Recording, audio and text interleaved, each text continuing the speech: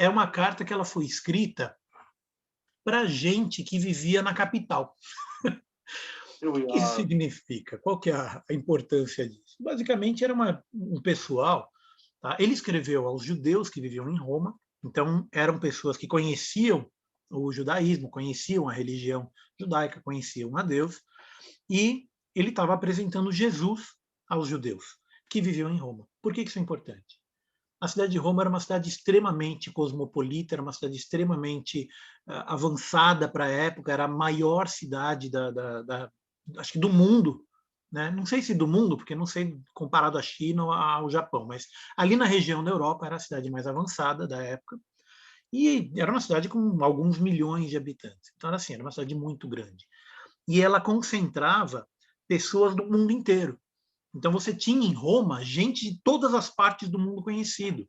Norte da África, Oriente Médio, a Gália, onde hoje é a França, Germânia, os povos lá da Ibéria, né, onde tem hoje Portugal e Espanha, na época eram outros nomes, mas enfim, você tinha gente concentrado lá em Roma que vinha do mundo todo.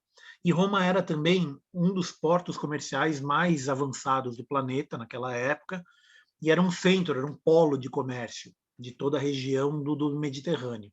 Então, todos os navios ou vinham ou iam para Roma, e a gente tem um ditado até hoje dizendo que todo caminho leva a Roma, né? Todas as estradas levam a Roma, e naquela época era literalmente. Eles partiam de Roma e iam construindo as estradas, espalhando por toda a Europa. Então, lá era um centro que concentrava toda a cultura e o conhecimento humano daquela época. E você falar para esse pessoal, eles já estavam acostumados a, literalmente, centenas de deuses. Porque você tinha os deuses romanos, os deuses italianos, os deuses da Gália, os deuses da Germânia, do Egito, da Grécia. Né? Não fazia tanto tempo assim que a Grécia tinha conquistado aquela região, dominado aquela região. Então, assim, você tinha os gregos, os deuses gregos.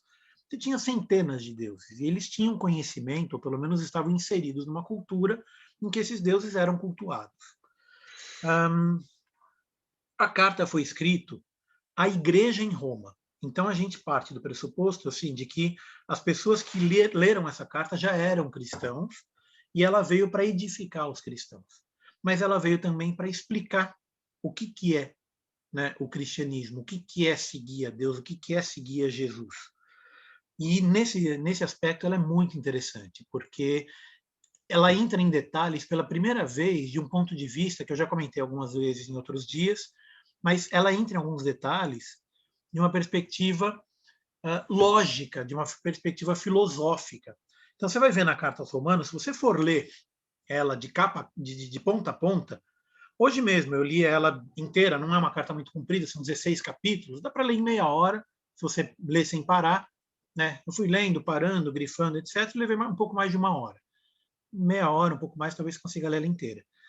Mas você vai ver muitas passagens que dizem, portanto, tal coisa, então tal coisa, e assim tal coisa. Então, assim, ele tem um encadeamento lógico, ele tem um encadeamento intelectual explicando a lei espiritual. E ele trata muito, com muito cuidado, a questão da lei e da graça. Então, essa é uma carta que ele explica, né, por que a graça é superior à lei. Ele explica, por exemplo, que a salvação não vem por obras. Ele explica que Jesus ele veio para cumprir a lei, não para cancelar a lei. Então, enfim, a gente vai estudar agora, vai começar o estudo agora, mas tem muito texto aqui em Romanos que são textos que a gente decora desde criancinha. Vários textos. Conforme a gente vai lendo, você vai ver que tem muita coisa ali. Esse versículo eu lembro, esse eu lembro, esse aqui eu já decorei, esse aqui eu sei. Porque ela é uma carta muito citada, porque ela tem, na Carta aos Romanos, o cerne, ela tem o coração do cristianismo. Né? O que é ser cristão, o que é seguir a Deus, o que é. E ela é muito bem estruturada. Então, vamos começar. Eu vou projetar minha tela aqui. Vocês, por favor, me digam quando estiverem vendo a apresentação.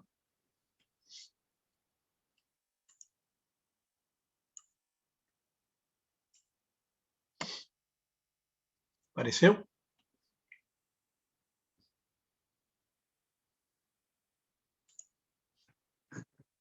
Apareceu.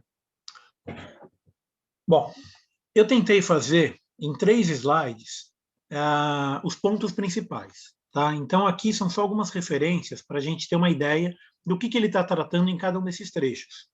Então, alguns eu vou entrar um pouco mais no detalhe, outros a gente vai falar um pouco mais por alto, mas eu queria, pelo menos vou tentar em uma aula, se não em 2 aulas, a gente estudar um geral, um overview da carta aos Romanos, e alguns pontos específicos eu quero detalhar.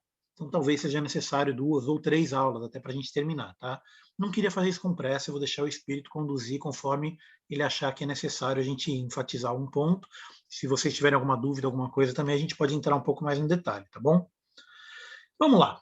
Do 1 ao 15. Do 1 ao 15, ele faz uma apresentação e o propósito da carta.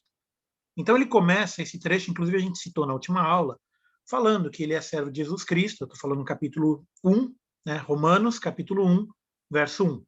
Então, Paulo, servo de Jesus Cristo, chamado para apóstolo. A gente fez um estudo mais detalhado desse trecho na última aula, então eu vou passar um pouco mais batido agora, e enfatizando só alguns aspectos, que nós somos chamados para servirmos a Jesus Cristo, que é o nosso Senhor. E a questão do serviço, ela é fundamental. Tá? Eu, como servo, é um ponto fundamental de toda a religião cristã. Eu não sou senhor de mim mesmo. Eu sirvo a um senhor. E sendo servo, eu devo obediência a esse senhor. Mas para nossa graça e para nossa alegria, é um senhor bondoso, é um senhor amoroso. Então, você servir a este senhor não é uma dor, não é um peso, não é como a escravidão, por exemplo. Não. Você servir a um Deus que é justo e bondoso e misericordioso é um prazer. Você seguir a lei de Deus é um prazer. E pela graça nós somos salvos. Então, assim, eu servindo a Deus, eu fazendo as coisas que ele manda, eu sou salvo, e eu sou salvo, e porque eu sou salvo, eu faço as coisas que ele manda. As duas coisas estão ligadas, mas primeiro a graça é quem salva, a graça salvadora, e o serviço vem como consequência. Tá? Então a gente vê em capítulo 1, verso 6, eu vou ler aqui, entre as quais sois também vós chamados para serdes de Jesus Cristo. Nós somos chamados para sermos de Jesus Cristo. Tá? E para servir. No 16 a 32, ele faz uma explicação que é uma explicação clássica que a gente já viu em 1000 pregações, o justo viverá pela fé. Então ele começa falando, primeiramente, a partir do verso 8, primeiramente dou graças a Deus por Jesus Cristo acerca de vós todos, porque em todo mundo é anunciada a vossa fé. Porque Deus a quem sirvo em espírito no evangelho do Filho, minha testemunha de como incessantemente faço menção de vós, e aí ele vai nessa linha dizendo que ele quer visitar Roma. Ele quer ver a igreja de Roma, ele conhece a fama da igreja de Roma, e ele deseja ir lá. No 11 ele fala, né? Porque desejo ver-vos para vos comunicar algum dom especial, a fim de que sejais conformados. E aí tem um ponto importante, porque ele menciona no 12. Isso é para que juntamente convosco eu seja consolado pela fé mútua, tanto vossa como a minha. Esse também é um ponto que define claramente o que é a igreja. Quem estava na última aula deve lembrar que eu perguntei, né? Por que eu vou na igreja? Por que você vai na igreja? O que você vai fazer na igreja? Qual que é o propósito da igreja? Para que serve a igreja? Está aqui uma das coisas para que serve a igreja. Isso, inclusive, foi mencionado na última aula. A fé mútua. Então, para que juntamente convosco eu seja consolado pela fé mútua. Quando a fé de alguém está mais fraca, o outro fortalece. Quando a fé do outro está mais fraca, eu fortaleço. E pela fé mútua, nós todos nos fortalecemos em serviço a Jesus Cristo. E esse também é um dos propósitos da igreja. Aí ele fala que ele não conseguiu até agora ir para a igreja de Roma e que ele tá querendo ir e tal. Então, vou pular já um pouquinho mais para baixo. E aí vem o assunto da epístola, a justiça pela fé. O que é a justiça pela fé? É exatamente o coração da fé cristã. Por quê? Eu vou ler o 16. Porque não me envergonho do evangelho de Cristo, pois é o poder de Deus para a salvação de todo aquele que crê, primeiro do judeu e também do grego. A fé é o que traz a salvação, não a circuncisão. A gente vai ver isso mais para frente, tem um dos capítulos que trata especificamente sobre isso, mas o ponto aqui é que a fé em Deus, a graça de Deus, ela serve primeiro ao judeu, depois ao gentil. Por que primeiro ao judeu, depois ao gentil? Porque o judeu foi quem recebeu antes, só por isso. Não é que hoje, em 2021, o judeu vai estar na frente da fila da salvação. Não, todo mundo vai ser salvo igualmente. Né? Mas é que os judeus receberam essa palavra antes. Eles receberam a anunciação do evangelho, primeiro do evangelho de Deus, depois do evangelho de Cristo. Eles receberam primeiro e depois os gentios, e por meio deles a gente tem acesso à graça de Deus, né? Por essa comunicação. Lembrando sempre que foram os judeus que espalharam a notícia, né? Foram eles que espalharam a fé. Então hoje a gente tem essa visão de que, não, porque o judeu isso, o judeu aquilo, não, mas Paulo era judeu, Jesus era judeu, todos os apóstolos eram judeus, a fé ela foi levada ao mundo por meio dos judeus. A carta aos Romanos é a carta à igreja de Israel em Roma. A carta foi enviada para uma sinagoga em Roma. Mas aí vem um ponto importante, no 17, Romanos 1, verso 17. Porque nele se descobre a justiça de Deus de fé em fé, como está escrito, mas o justo viverá de fé, viverá da fé. Em algumas versões ele diz que o justo viverá pela fé. Tá? Não vou entrar no detalhe semântico disso aqui, mas o fato é que é a fé, é o que nos mantém vivo, é o que nos traz a vida. E aí ele vem, nesse trecho do 18 até o 32, explicando. Como é que eu posso resumir? Ele está explicando o pecado. Tá? Então, a partir do 18 até o 32, ele está dizendo, basicamente, que ninguém merece ser salvo. Eu não mereço ser salvo. Você não merece ser salvo. E não é por mérito que nós somos salvos. É pela graça. Esse é um tema recorrente da carta. Tá? Então, não tem nada que eu possa fazer para ser salvo. Isso também foi um ponto que eu levantei na última aula. Eu comentei sobre isso na última aula, a respeito eu até usei aquela frase assim, tipo, mas eu sou bonzinho, eu sou legal, eu vou para o céu porque eu sou legal. Não, não vai. Né? Porque não há justo nenhum sequer. Nenhum. Não está nesse capítulo, está, se não me engano, no capítulo 3 ou no 4, que ele elabora isso um pouco mais detalhadamente. Mas aqui no 3 ele começa a explicar. A partir do 18, tá? Só vou ler alguns trechos. No 18. Porque do céu se manifesta a ira de Deus sobre toda impiedade e injustiça dos homens, que detêm a verdade e injustiça. Porquanto o que de Deus se pode conhecer, nele se manifesta. Porque Deus lhe manifestou. Porque as suas coisas invisíveis, desde a criação do mundo, tanto o seu eterno poder como a sua divindade, se entendem claramente e se veem pelas coisas que estão criadas. Esse é um ponto importantíssimo hoje em dia. Né? A cultura moderna, a cultura que a gente vive hoje, está inserida numa ideia de que você tem uma distinção entre a ciência e a religião. Existe uma ideia corrente hoje de que são contraditórios, são contrários, de que a ciência é contraditória à religião e a religião é contrária à ciência. Infelizmente, muita gente cristã, honesta, tem a ideia de que o que é da ciência é contrário a Deus. E não é.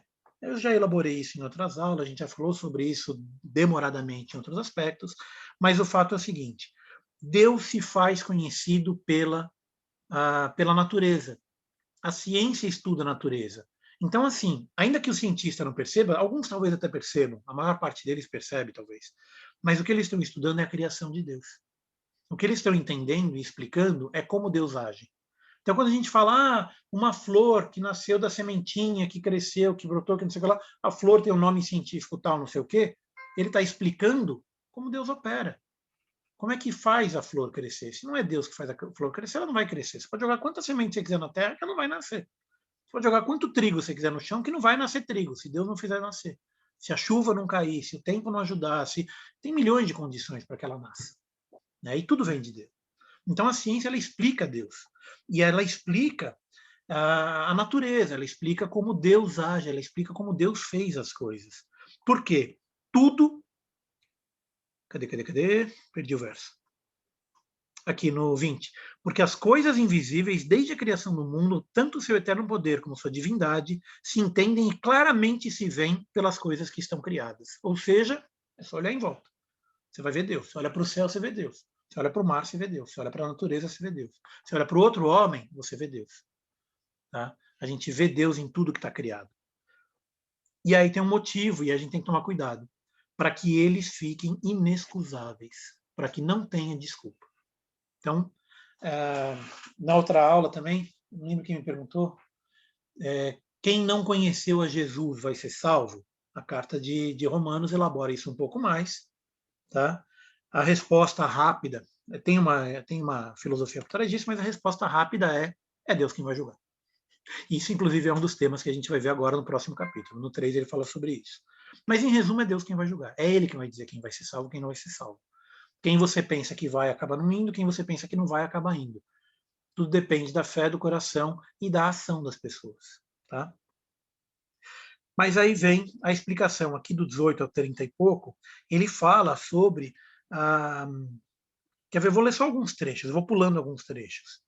No 23, e mudaram a glória de Deus incorruptível em semelhança da imagem de homem corruptível. Aqui ele está falando em idolatria. Ele fala também que Deus os entregou a concupiscência do seu coração e a imundícia, no 24, para desonrarem o seu corpo. Então ele está falando do pecado sexual aqui. Aí ele fala do pecado sexual, inclusive mulher com mulher, homem com homem, ou então adultério, enfim, todo o pecado em que você acaba corrompendo o seu próprio corpo, porque Deus os entregou à concupiscência, Deus os entregou à imundícia. Né? Por quê? Porque eles não honraram a Deus, porque eles serviram mais a criatura do que o Criador. Isso está no 25. Pois mudaram a verdade de Deus em mentira, e honraram e serviram mais a criatura do que o Criador, que é bendito eternamente. Amém. E aí, o que acontece? Quando você faz isso, e presta atenção, porque isso é muito sério. Literalmente é uma questão de vida e morte. Literalmente. No 26, pelo que Deus os abandonou às paixões infames. E aí ele elabora essa questão da sensualidade, da sexualidade e tal, essa questão de homem com mulher, homem com mulher, adultério e, enfim, todo o resto que está envolvido aqui nessa questão, né, da infâmia. E aí ele fala também a respeito do conhecimento, né, no 28. Eles não se importaram em ter conhecimento de Deus. Então, quem simplesmente fala Deus não existe, literalmente Deus fala, legal, eu não existo, tua escolha, teu direito, cuida da tua vida. Mas isso tem consequência. Né? A consequência, ela é eterna.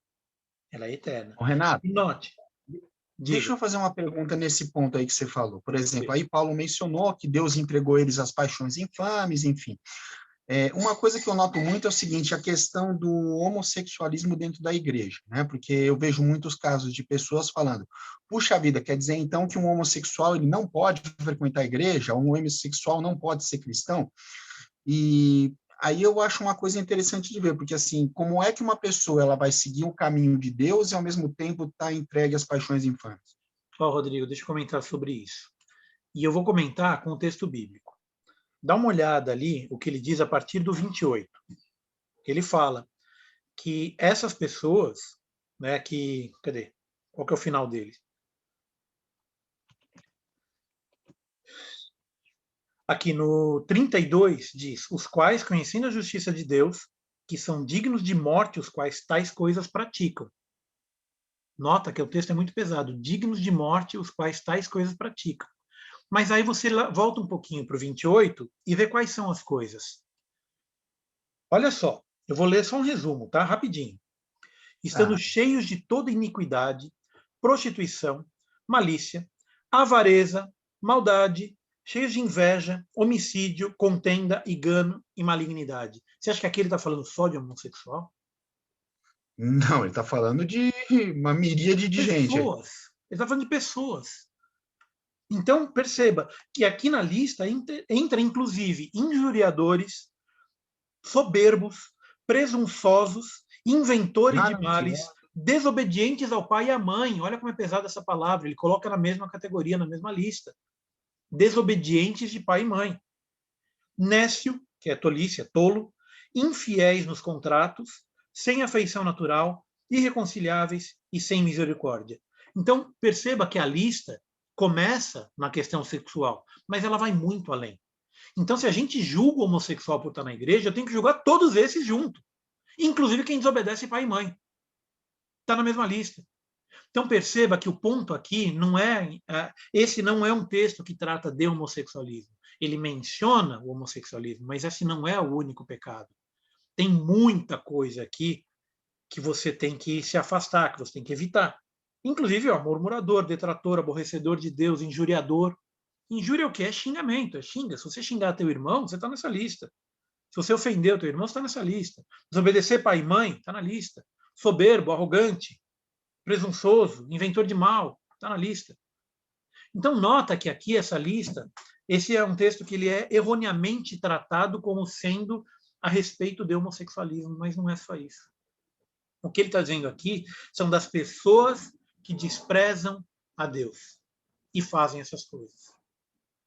Inclusive, pecado sexual, que não se restringe ao homossexualismo. Adultério também é pecado sexual. Né? Enfim, tantas outras coisas, traição e tudo mais, que está aqui também. Então a gente tem que ficar atento, porque se eu julgar o homossexual por estar na igreja, eu tenho que julgar da mesma forma o invejoso que está na igreja. É claro que não tem nenhum invejoso na igreja, não é? Eu nunca vi invejoso na igreja. Vocês já viram? Entra nessa?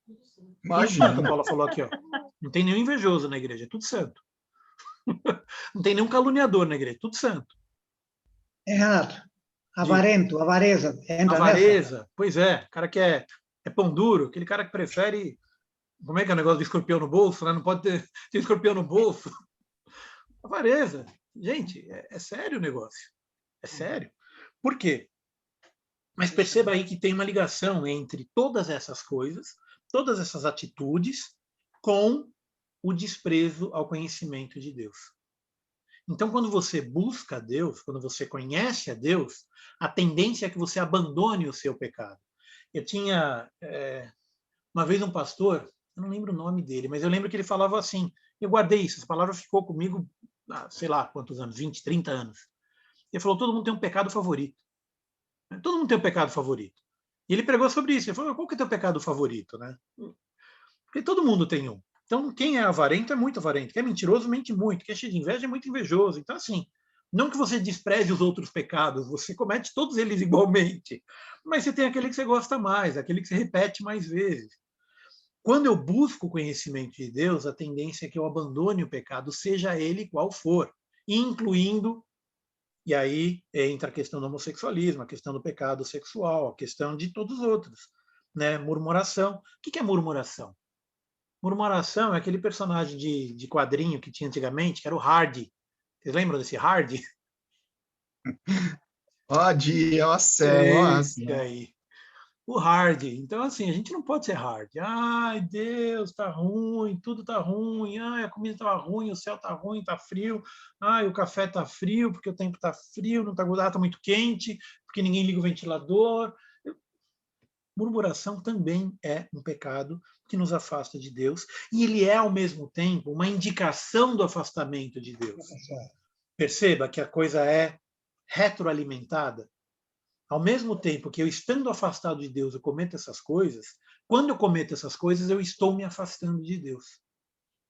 E não precisa ser todas elas, tá? Uma delas já é o suficiente para me afastar de Deus. Se eu pegar um lençol totalmente branco, botar uma gota de óleo, o lençol está sujo. Se eu pegar minha vida incorruptível, minha vida perfeita, e tiver um desses pecados aqui, a minha vida já é o suficiente para não ser levada, para não me trazer digamos, salvação em mim mesmo. As minhas atitudes não vão me trazer salvação. Esse é o ponto. As minhas obras não vão me trazer salvação. O que vai me trazer a salvação é o conhecimento a Deus, é o conhecimento de Deus e a graça redentora do Filho. Isso vai me trazer salvação. Eu crer na graça redentora, eu crer na obra de Jesus Cristo, isso vai me trazer salvação. E a consequência de eu crer é eu fazer. A consequência de eu crer é eu começar a realizar as obras da lei. As obras da lei, as obras da graça. Então, eu começar a fazer o que Deus manda, basicamente. Tá? Então, esse trecho aqui ele é muito pesado. Se você for ler com calma, você vai ver que o negócio é sério. Então, assim, a gente começa falando, porque desonram, cadê a parte do corpo lá? Para desonrarem o corpo entre si, pois mudaram a verdade de Deus em mentira, e honraram e serviram mais a criatura do que ao Criador, que é bendito eternamente. Então, esse texto ele é muito conhecido por essa parte do homossexualismo, a gente tem que tomar cuidado com isso, porque o que a gente tem que abandonar não é o homossexualismo, bom, obviamente é também, né? Mas não só, não é esse o problema é tudo, é o conjunto da obra, né? É a mentira, é a murmuração, é a arrogância, é a injúria, né? A injúria quando você fica xingando os outros, desobediente de pai e mãe. A idolatria também que está falando ali, né? Trocaram também a Deus por imagem de semelhanças dos homens e dos animais.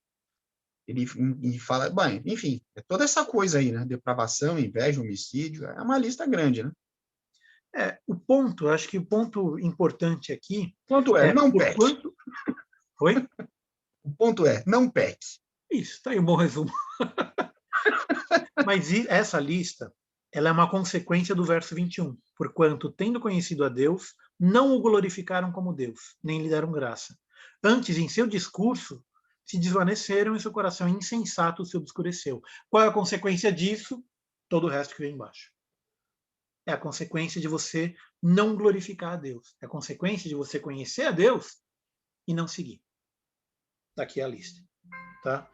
Então, não se engane. Esse não é um trecho a respeito de homossexualismo. Ainda que tenha esse item na lista, mas tem muitos outros que a gente tem que tomar muito cuidado, porque é muito fácil apontar o pecado visível, né? O duro é eu apontar o pecado invisível. Aquele que eu cometo à noite, que ninguém viu, aquele que eu cometo quando eu estou sozinho, aquele pecado que eu faço, sei lá, quando eu estou em casa com meu pai, com minha mãe, que o pessoal da igreja não viu, mas a minha mãe viu, meu pai viu. Aquele pecado está aqui na lista também. Aí a consequência disso. Os quais, conhecendo a justiça de Deus, que são dignos de morte os que tais coisas praticam, não somente as fazem, mas também consentem aos que as fazem. Tá? Bom, então, Romanos 1. Esse é um trecho que já começa assim para arrebentar. Já abre a carta para quebrar tudo.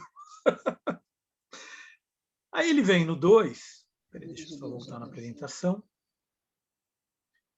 falando sobre a justiça de Deus, né? O justo juiz. Então, o que é a justiça de Deus? E aí você vem a pergunta, né? Então Deus é injusto? A paz. Olá, paz.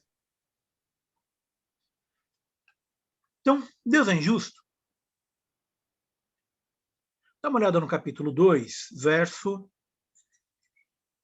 Bom, vamos começar por nós, né? Portanto, capítulo 2, verso 1. Portanto, és inexcusável, não tem desculpa, quando julgas o homem. Quem quer que seja, você, Rodrigo, não tem desculpa se você julgar alguém. Rita, você também não, viu? Pinelli, você também não tem desculpa. Se julgar alguém, não tem desculpa. Está escrito aqui.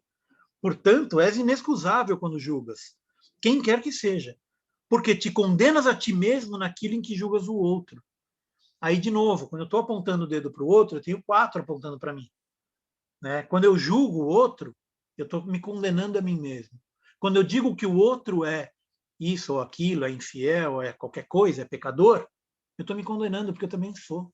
Quando eu condeno o outro, eu estou me condenando a mim mesmo, porque eu também sou. É porque te condenas a ti mesmo naquilo em que julgas o outro. Pois tu que julgas, fazes o mesmo. Então a gente tem que começar não fazendo o mesmo, tá? Então, se eu faço alguma dessas coisas, abandonar o pecado. Não posso fazer o mesmo. Mas isso não me dá motivo para julgar. Então, vamos supor que eu seja uma pessoa iluminada. Eu sou perfeito, não peco, não erro, não faço nada de errado, sou um cara bonzinho que vai para o céu. Mesmo assim, eu não tenho motivo para julgar o outro. Mesmo assim, eu não tenho motivo para julgar. Porque quando eu julgo, eu estou me condenando. Quem julga é Deus. E daí volta naquela coisa. Ah, mas e o índio que viveu no interior da Amazônia em, sei lá, 500 anos antes de Cristo? Ele vai para o céu? Gente, quem julga é Deus. A regra continua valendo. Ah, e aquele que nasceu, cresceu na igreja, foi criado na igreja, mas é um pecador? Quem julga é Deus. O ladrão na cruz, no último minuto de vida dele, Jesus falou para ele, você vai estar comigo no céu. E tem aquela questão, a Bíblia fala que cada um será julgado conforme a sua ignorância. Exatamente aqui em Romanos que ele diz isso. E eu acho que está nesse capítulo. Quer ver? Vamos avançar um pouco mais aqui. Não é nesse capítulo. É quando ele começa a tratar entre lei e graça. Se não me engano, é no próximo, no 3 ou no 4. Ele começa a tratar sobre a lei e a graça. Aqui ele ainda fala o seguinte, não julga. Né? Aí ele vai elaborando em relação à questão do julgamento, e quando você começa a fazer isso, segundo a dureza, no verso 3, mas segundo a dureza do teu coração impenitente, entesouras ira para ti no dia da ira e da manifestação do juízo de Deus. Então, quando você comete essas coisas, você está acumulando ira de Deus sobre mim, quando eu faço isso. O qual recompensará, ele está falando de Deus, o qual recompensará a cada um segundo as suas obras, a saber, a vida eterna aos que com perseverança fazem o bem e procuram a glória e honra e incorrupção, mas indignação e ira aos que são contenciosos e desobediência à verdade e obedientes à iniquidade. Eu estou lendo aqui no 6, 7 e 8, tá? Se quiser grifar na Bíblia, é o 6, 7 e 8. Então, aqui ele fala um pouco sobre as suas obras serão julgadas também. Esse texto, se tirado de contexto, deixa entender de que a salvação é por obras. Mas, se você for ler o contexto inteiro, você vai falar, não, peraí, as obras são consequência da graça. Tá? A gente vai chegar nisso. Então, não se assuste. Aqui ele fala, Deus vai julgar a tua obra, ele conhece a tua obra, o qual recompensará a cada um segundo as suas obras, a saber, a vida eterna aos que com perseverança em fazer o bem procuram a glória, a honra e incorrupção, mas indignação e ira aos que são contenciosos e desobedientes à verdade, e obediência à iniquidade. Tribulação e angústia sobre toda a alma do homem que faz o mal, primeiramente ao judeu e também do grego. Glória, porém, e honra e paz a qualquer um que faz o bem, primeiramente ao judeu e também ao grego, porque para com Deus não há acepção de pessoas. Então, como eu disse logo no começo, não importa se você é branco, preto, amarelo, verde ou azul, não faz diferença. Para Deus não faz acepção de pessoa. Não importa se você é rico ou pobre, se você nasceu nesse ou naquele país, nesse ou naquele continente, não importa se você nasceu numa ilha, num barco. Para Deus não tem diferença. O que importa é o que você faz e é o que você crê. O que importa é a sua obra e a sua fé, não nessa ordem. Primeiro a fé, depois a obra. E aí vem uma explicação que é um pouco complicada, eu não quero detalhar muito, mas é importante que vocês entendam isso aqui. A partir do 12 até o 16. Tá? Eu não vou ler ele inteiro, mas o que ele diz aqui, acho que também foi uma pergunta que a Marília fez na última aula. Porque todos os que sem lei pecaram, sem lei também perecerão.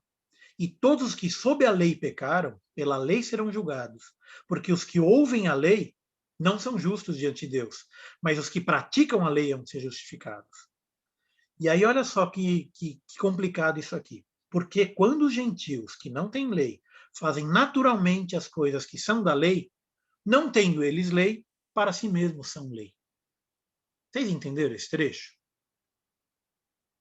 Quem entendeu, conta pra gente. O que você entendeu desse trecho aqui? Do 14, você está falando? O 14, exatamente.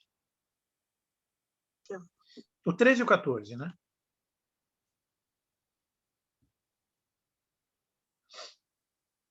Explica para mim, explica para a gente. O que está dizendo esse trecho aqui?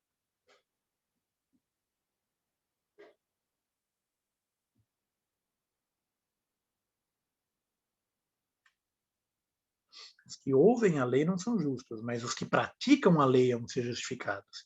Porque quando gentios que não têm a lei fazem naturalmente as coisas que são da lei, não tendo eles a lei, para si mesmos são lei. O que significa isso? Quer dizer que eles vão ser justificados pela lei. Cuidado. Toma um cuidado que... Você usou uma palavra que faz toda a diferença. Eles são lei em si mesmo. E cumprindo a lei, Deus considera isso. Tá? Agora perceba, logo em seguida, de novo, esse é um texto que é difícil, você tirar ele do contexto dá para entender errado. Vamos colocar ele no contexto correto. Em seguida, ele fala a respeito da lei e da graça. A gente vai ver isso daqui a 2 minutos. Por enquanto, só guarda essa informação. Mas quem não tem lei, praticando a lei, ele é para si mesmo lei. E aí eu estou falando do índio, eu estou falando do chinês, eu estou falando do mongol, eu estou falando do cara que está lá na Sibéria ou do aborígene que está na África. Tá? Aqui ele está falando em bondade, aqui ele está falando em coração, aqui ele está falando em pessoas que praticam o bem e que agem com honra, como ele mencionou agora há pouco. Tá? É dessas pessoas que ele está falando.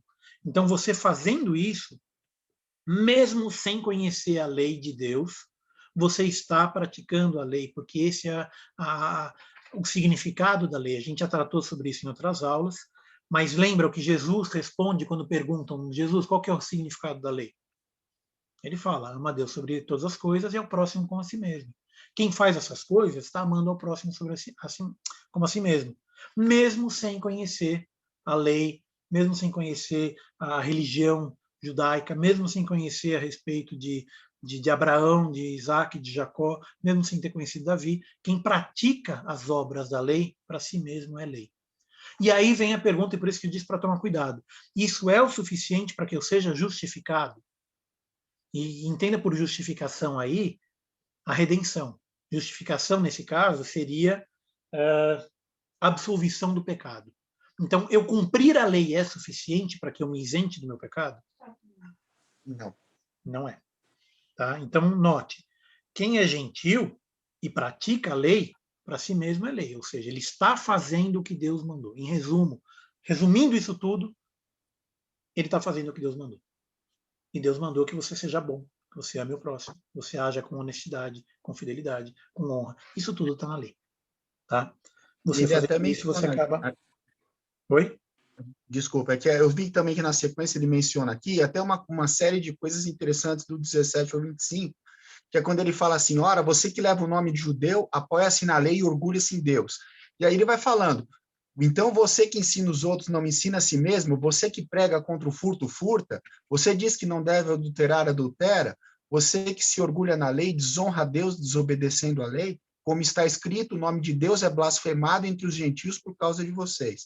Então, assim, eu acho que o que ele quer dizer nessa parte, Renato, é justamente o seguinte, os judeus que se orgulhavam de serem os detentores da lei, de serem aqueles que iam ser luz para o mundo, que iam instruir as nações porque tinham acesso ao conhecimento, eles mesmos pecavam na própria lei. E por conta disso, ele diz que Deus era blasfemado entre os gentios. Então, assim, o que ele quis dizer, eu acho, foi mais ou menos o seguinte, que haviam judeus que não, na verdade, não seguiam a lei, e tinham gentios que seguiam, né? E Deus considerava mais quem tinha a lei no coração, né? Exatamente. Eu acho que você fez um resumo excelente. É isso mesmo, tá? Então, assim, não importa que você seja judeu, e não importa que você seja gentil, importa que a lei seja cumprida. Importa que você seja uma pessoa que cumpre a lei de Deus, e cumprir a lei não significa você pegar Levíticos e pegar um por um, que eu não posso jogar farinha no canto, eu tenho que ter 3 nós na blusa, não é isso. O seguir a lei é você ser bom, é você fazer o bem, é você fazer o que Deus manda que a gente faça, que é amar o próximo, né? Amar o próximo como a si mesmo. Mas isso é o suficiente para me dar redenção? E redenção no sentido aí de literalmente ir para o céu? Tá? Aí, bom, então, só resumindo aqui o capítulo 2, ele primeiro fala, olha, quem é gentil e cumpre a lei, está bem. Quem é judeu e não cumpre a lei, não está bem. Qual é a consequência disso? Vamos ver agora no 3. Né? Então, e aí ele já começa o 3 já perguntando, qual é logo a vantagem do judeu, então? Ou qual é a utilidade da circuncisão? Para que circuncidou? Né? Muita. Porque, primeiramente, as palavras de Deus lhe foram confiadas. A ideia, e aí a gente volta lá no Antigo Testamento, a ideia é que o povo judeu levasse a mensagem de Deus para o mundo. O povo judeu, ele foi selecionado para espalhar a palavra de Deus e não se fechar no território e não contar para ninguém. Não, ele foi escolhido para ser um povo evangelista, para ser um povo missionário. Era essa a função do povo judeu quando ele foi escolhido. Lá em Abraão ainda, estou falando isso antes do Egito, falando muito tempo atrás. Deus falou que ele ia encher o mundo, que ia ter mais descendentes do que a areia da terra, e espalhar pelo planeta. Por quê? Para levar Deus ao mundo. E, de certa forma, foi exatamente o que aconteceu. Só que isso começou a acontecer depois de Cristo. Na hora que os judeus se espalharam, né, e começaram a levar a palavra de Deus, aí é já a palavra do Evangelho de Cristo. Então, aqui ele está explicando isso. Ele falou, não, a circuncisão e tudo mais, a lei e tudo mais foi entregue para os judeus, para eles serviu como exemplo, né? E serviu como exemplo para que para que eles possam levar, né, a palavra. Mas aí, olha só, no 5. Mas e se a nossa injustiça for causa da justiça de Deus, o que diremos? Porventura será Deus injusto, trazendo ira sobre nós? Aqui ele está entrando num tema que também é um pouco complicado, e eu vou encerrar a aula de hoje com esse tema, tá? A gente continua na próxima aula, os próximos capítulos. Então, qual que é o tema aqui? É aquele que ele diz o seguinte: se a lei mostra para mim o meu pecado, e pelo pecado eu sou salvo, então quanto mais eu pegar, mais eu vou ser salvo. Quanto mais eu pecar, mais eu vou ser abençoado, porque o perdão é consequência do pecado, então pecar é bom. Ele vai falando. Sabe que com isso daí você me lembrou uma frase engraçada que o Papa chegou a falar? É interessante ver isso. Ele falou uma frase que eu gostei, que era assim: um santo nada mais é do que um pecador que nunca desiste. Boa. Boa. Exatamente. A gente tem sempre que estar fazendo o bem, está tentando fazer o bem. Eu não estou achando aqui, eu tinha grifado, mas eu não estou achando aqui onde ele fala, né? Que, então, será que eu devo pecar? Não, de forma nenhuma. De certo que não. Ele está logo embaixo aqui. Eu acho que tinha grifado, eu perdi o texto.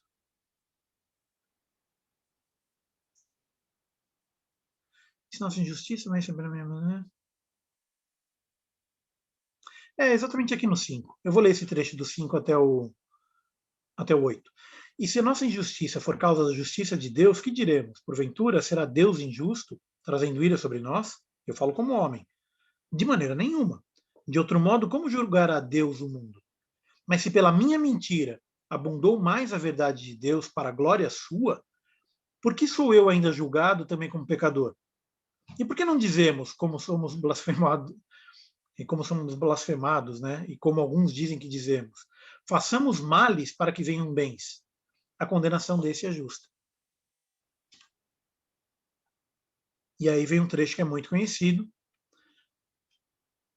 Pois que somos nós mais excelentes? De maneira nenhuma. Pois já dantes demonstramos que tanto judeus como gregos, todos estão debaixo do pecado. Como está escrito, não há um justo, nenhum sequer. Não há ninguém que entenda, não há ninguém que busque a Deus. Todos se extraviaram e juntamente se fizeram inúteis. Não há quem faça o bem, não há um só. A sua garganta é um sepulcro aberto, com a língua tratam enganosamente. Peçonha de áspides são cobras, peçonha de cobras está debaixo de seus lábios, cuja boca está cheia de maldição e amargura. Os seus pés são ligeiros para derramar sangue. E em seus caminhos há destruição e miséria, e não conheceram o caminho da paz. Não há temor de Deus diante de seus olhos. É um trecho bastante pesado, né? É um trecho que é bem forte. Mas ele não está falando de uma pessoa específica, ele está falando da humanidade. Se a gente for ler a história da humanidade, a gente vê que é exatamente isso. Desde que o mundo é mundo, desde que a primeira tribo lutou contra a outra tribo por água, ou porque tinha uma macieira mais gostosa do outro lado do rio, que a gente faz isso. E quando eu digo a gente, eu estou falando da humanidade. A humanidade, ela é uma raça peçonhenta. Busca a morte, e a gente tem que se afastar disso. E ora, nós sabemos que tudo que a lei diz aos que estão debaixo da lei o diz, para que toda a boca seja fechada e todo mundo seja condenável diante de Deus. Por quê? A lei, ela mostra o pecado. E esse é o ponto principal. Ela mostra o quanto eu sou incapaz de, por mim mesmo, me salvar. A lei me mostra a minha incapacidade de ser completamente fiel. A lei me mostra a minha incapacidade de ser bonzinho, e por isso eu vou para o céu. Eu sou bonzinho, eu sou legal, por isso eu vou para o céu. Não. Né? E pela lei me mostra a minha dependência do amor de Deus. Exatamente. Mas agora, a partir do 21, mas agora se manifestou sem lei a justiça de Deus, sendo testemunho da lei dos profetas. Isso é a justiça de Deus pela fé em Jesus Cristo, para que todos, e sobre todos os que creem, porque não há diferença, porque todos pecaram e destituídos estão da glória de Deus, sendo justificados gratuitamente pela sua graça, pela redenção que há em Cristo Jesus, ao qual Deus propôs para propiciação pela fé no seu sangue, para demonstrar a sua justiça pela remissão dos pecados dantes cometidos. É um trecho longo, mas, em resumo, pela graça sois salvos. A Paula começou a cantar aqui. Graça, graça, superabundante, graça. Eu não sou um bom cantor, então vou parar por aqui. Mas o fato é que a lei existe para que a gente conheça o pecado. E o pecado ele só é restituído através da justiça de Deus pela fé em Cristo Jesus. Tá? Então esse aqui é um resumo não só do livro de Romanos, mas é um resumo da nossa vida, é um resumo da lei de Deus. Pela graça sois salvos. Eu acho que o propósito da carta aos Romanos é explicar de uma forma bem didática, pela graça sois salvos. E nota, sendo justificados gratuitamente pela sua graça, não é por obra, não é pelo que eu faço, não é pelo que eu sou, não é pelo que eu consigo, não é porque eu sou bonzinho, não é porque eu sou um cara legal. A graça é um dom gratuito de Deus. A graça ela vem para mostrar a justiça de Deus. A lei ela me mostra o pecado. Eu cumprindo a lei, eu estou lutando contra o pecado constantemente. A graça ela vem. Estou fora de foco. Tá bom, deixa o foco para lá. A graça ela vem para trazer a redenção. E aí, onde é que estão as obras? Onde é que está a importância de tudo que eu faço? Onde é que está tudo que eu cumpri da lei? Onde é que está isso? Concluímos, pois, que o homem é justificado pela fé, sem as obras da lei. Está no 28. É porventura Deus somente dos judeus, e não é também dos gentios? Também dos gentios, certamente. Se Deus é um só que justifica pela fé, a circuncisão e por meio da fé a incircuncisão. Anulamos, pois, a lei da fé? De maneira nenhuma. Antes, estabelecemos a lei. Com isso, eu encerro a aula de hoje. Na semana que vem, a gente vai continuar a partir de Romanos 4. Mas eu queria deixar bem clara essa questão da lei e da graça. A lei ela foi necessária para que o pecado fosse apresentado ao mundo, para que o pecado fosse conhecido, e sendo conhecido, eu pudesse entender o valor da lei. Eu pudesse entender o valor da graça. Eu conhecendo o pecado a partir da lei, tão mais valiosa é a graça. Ela fica mais clara para mim, o valor e a importância do sacrifício de Jesus na cruz. Por que foi necessário que ele morresse? Por que foi necessário que ele ressuscitasse? Mais importante ainda do que morresse, mas que ele ressuscitasse. E pela ressurreição dele, nós somos salvos. Isso ficou claro para todo mundo? Essa questão da lei e da graça?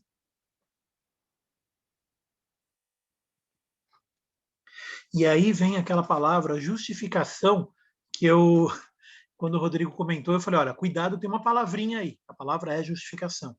Então, a justificação, que estava lá em cima, no capítulo 2, não é nem lá em cima, no capítulo anterior, que ele fala que quando você é gentil, aqui, no 2,14, porque quando os gentios que não têm a lei fazem naturalmente as coisas que são da lei, não tendo eles a lei, para si mesmos são lei.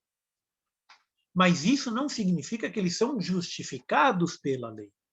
Percebe? A justificação vem pela graça. A justificação vem pelo sacrifício de Jesus e pela fé em Cristo. Aí vem a justiça, aí vem a justificação, e aí vem o fato de que eu não sou condenado pelo meu pecado. O meu pecado ele já não aparece mais. Nos próximos capítulos ele elabora um pouco mais essa questão do pecado. Na próxima aula a gente vai entrar nesse detalhe. Antes de a gente encerrar, alguém quer fazer algum comentário final? Alguma pergunta? Até aqui tudo bem? Tranquilo, foi bem claro. Ô, Renato. Diga. Só para não ficar no ar aí, o Rodrigo fez uma pergunta, né? Nós não podemos proibir ninguém de entrar na igreja. Ah, sim. A igreja tem as portas abertas para todo aquele que entrar. Agora, a igreja, a palavra tem que transformar as vidas. E o que acontece muito hoje é que as igrejas, não, vem do jeito que está e fica. O problema é que tem que entrar do jeito que está e sair diferente, porque senão não houve salvação. Então, o que se hoje vê é que os homossexuais aí estão querendo impor que se aceite como eles são. E não é isso que nós temos que fazer. Nós temos que mostrar pela palavra que eles têm que ser transformados e mudar. Então, a igreja tem esse papel de levar a palavra para que sejam transformadas as vidas. Agora, nós não podemos proibir quem de entrar, mas não podemos aceitar que permaneça e queira ficar do jeito que está. A gente tem que pregar a palavra e dizer exatamente aquilo que está na palavra, né? Então, só para ficar claro aí, tá bem? Perfeitamente. Amém, pastor. E eu acho até interessante o senhor estar pontuando isso, porque eu já vi coisas do tipo, até igrejas evangélicas que celebram casamento homossexual. E isso eu acho condenável, porque assim, eu acho que tem que ser isso, temos que aceitar homossexuais e todo tipo de pessoa dentro da igreja. Mas eu sempre entendi que conversão significa a gente mudar de caminho, a gente mudar de conduta, a gente entender que, bom, algo mudou na minha vida quando eu virei cristão. E o que eu noto muito, que é assustador hoje em dia, é que eu vejo as igrejas mudando a conduta para se acertar com o que o mundo quer. E aí você cai naquele risco de você aceitando um pecado, teoricamente seria que aceitar todos, né? Sim. Abre precedente. Então, quem convence é o Espírito Santo.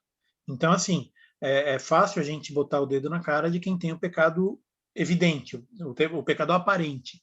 Mas a gente tem, a igreja, ela serve para pecadores, ela não serve para santos. Né? Quem é santo vai para o céu. Né? Mas a igreja, ela recebe pecadores. E a gente vem como está. A gente não espera ser santo para ir para a igreja, não, a gente vem como está. E aí, quem converte, quem transforma a vida é o Espírito Santo por meio da pregação da palavra.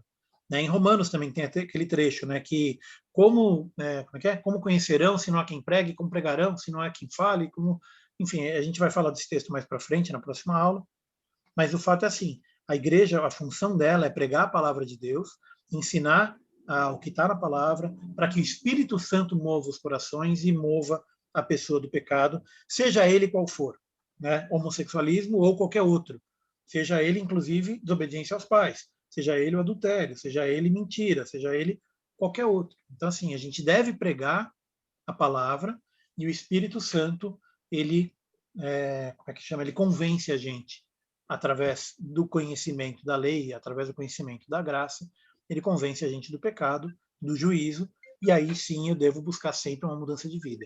Eu mencionei isso na última aula, que eu tenho que ser hoje melhor do que eu fui ontem e amanhã melhor do que eu fui hoje. Senão não faz sentido eu estar na igreja. Eu tenho que estar sempre buscando melhorar. Eu tenho que estar sempre buscando me livrar do meu erro, me livrar do meu pecado. Né? Se eu tenho costume de mentir, eu tenho que parar de mentir. Se eu tenho costume de sei lá, qualquer outra coisa, de desobedecer, eu tenho que parar de desobedecer. Bom, e vai nessa linha. A palavra de Deus fala que sem santidade ninguém verá Deus. Pois é, e a gente tem que buscar a santidade. O Davi não era um homem santo, né? O Davi, ele era homem segundo o coração de Deus, não porque ele era santo, mas porque ele buscava a santidade. Ele era homem segundo o coração de Deus, não porque ele não era pecador, mas porque ele se arrependia do pecado. E ele buscava não pecar mais, ele buscava se corrigir, ele buscava o perdão de Deus. E é isso que a gente tem que seguir como exemplo. Tá bom? Então tá bom, pessoal. Acho que por hoje... Não, tem vontade que tem dia que dá vontade de pegar um e... Deus falou que nos amássemos, não que nos amassemos, né? Mas tem dia que dá vontade de amassar o nariz de um... Mas, enfim, a gente tem que fugir do pecado e não fazer isso. Tá bom, pessoal? Vamos terminar com uma oração, então? Alguém que queira pode orar, e aí eu vou terminar com uma oração eu mesmo, tá bom? Mas faz uma oração, e aí eu encerro. Obrigada, Jesus, por esse ensinamento do dia de hoje, Senhor. Sentimos a Tua presença E muito obrigada, Pai, porque sabendo da verdade podemos fazer o que é certo e te agradar, Senhor. Ó Pai Santo, abençoa o nosso irmão Renato, Pai, para que cada vez mais possamos ter ensinamentos ricos sobre a Tua palavra, Pai, para que possamos crescer na fé e sermos úteis para Ti, para que Teu nome seja honrado e glorificado, Senhor. Amém. Amém. Pai bondoso, eu quero te agradecer e te louvar pela tua palavra, Pai. Eu quero te agradecer porque o Senhor nos ensina como a gente deve andar, o Senhor nos ensina como a gente deve agir, e eu só te peço isso, Pai, nos ajuda a andar no teu caminho, e a tua palavra é a luz para os nossos pés, Pai. Então, eu só te peço isso, ilumina o nosso caminho, para que a gente possa andar sempre na tua palavra, Pai. Eu te louvo e te agradeço, porque hoje a gente tem acesso a todo esse conhecimento, a gente tem acesso a todo o teu... A gente tem acesso ao teu Espírito Santo, Pai, que mais do que qualquer conhecimento, o teu Espírito Santo é quem ensina, o teu Espírito Santo é quem consola, é quem põe na nossa boca a tua palavra e quem nos faz lembrar o que a gente deve falar quando a gente tiver que falar sobre a tua palavra, Pai. Nos ajuda sempre a, mais do que falar sobre ti, mas ser teu, Pai. Nos ajuda a ser Cristo aqui na Terra, para que a gente possa ser finalmente sal da terra e luz do mundo, e que o mundo possa ver na nossa vida a tua vida, para que o mundo possa ver na minha vida Jesus. Pai, eu te peço isso para mim, eu te peço isso para cada um que assistiu essa aula hoje, quem vai assistir amanhã, quem vai assistir qualquer outro dia, Pai. Sê, Pai, luz para os nossos pés, para que a gente possa levar Jesus para o mundo. Eu te agradeço já sabendo que esse é também o teu desejo, Pai. Em nome de Jesus. Amém. Amém. Amém. Deus abençoe, guarde e proteja. Vocês tenham uma semana abençoada. E semana que vem a gente continua Romanos.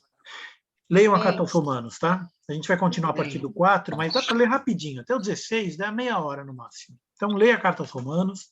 E na próxima semana a gente continua vendo os detalhes. Bem, Deus abençoe. Boa noite.